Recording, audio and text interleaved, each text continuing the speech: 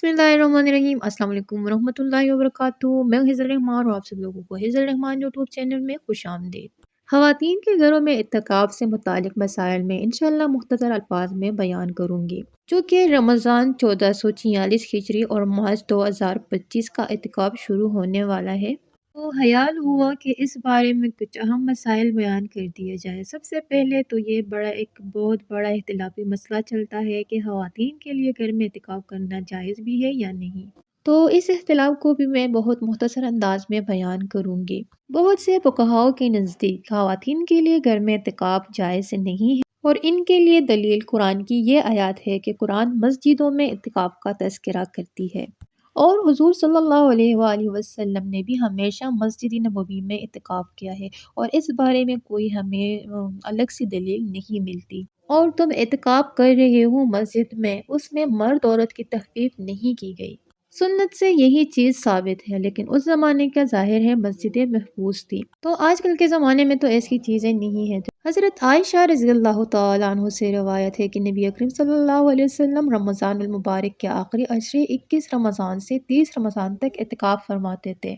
यहाँ तक कि आपने वफ़ात पाई, आपके बाद आपकी अज़वाज मुत्तहरात इत्तिकाफ़ किया करती थी।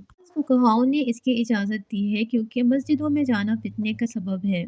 अब अगर औरत को एतिकाफ़ की इजाज़त नहीं दी जाती तो वो हमेशा के लिए एतिकाफ़ से महरूम रह जाती। तो इसलिए बाज़ फुक़हाओं ने ये गुंजाइश दी है कि औरत अपने घर में जो है एतिकाफ़ कर सकती है।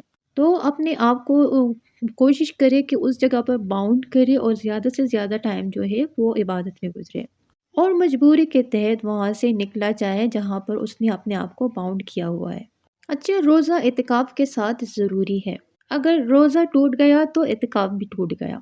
जिन ख़वातीन को एतिकाफ़ के दौरान मेंसेस आ जाते हैं तो उनका रोज़ा भी टूट गया और एतिकाफ़ भी टूट गया। तो ख़वातीन स्पेशली मेरी वो सिस्टर जब एतिकाफ़ का एहतमाम करे तो वो अपनी डेट्स को जो है याद रखें, ताकि उनको ये इत्मीनान हो कि इन 10 दिनों में उनको पाकी रहने वाली है।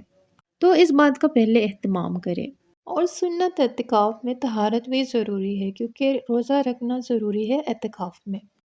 और खुशबू का इस्तेमाल कर सकती है इस दौरानिया में और किसी आलिम के बयानात सुन सकती है इस दौरानिया में। कोई दीनी क्लासेस है वो ले सकती है और अगर किसी से बहुत ज़्यादा ज़रूरी बात करनी हो फ़ोन पे तो वो भी कर सकती है। तो ये सारी चीज़ें जायज़ है, लेकिन एतिकाफ़ का पूरा मकसद तभी हासिल होगा कि ज़्यादा से ज़्यादा यकसुई के साथ इबादत की जाए। जो मेरी सिस्टर जो है एतिकाफ़ करेगी उनको अपना एक शेड्यूल बनाना चाहिए सुबह शाम के अज़कार का, तिलावत और ज़्यादा से ज़्यादा इबादत और लैलतुल क़द्र का हुसूल और अपने गुनाहों से तौबा। रमज़ान का जो मकसद है, एतिकाफ़ का जो बुनियादी मकसद है, वो ये है कि आपकी हालत चेंज हो या जाए और आपको गुनाहों से तौबा की तौफ़ीक मिल जाए।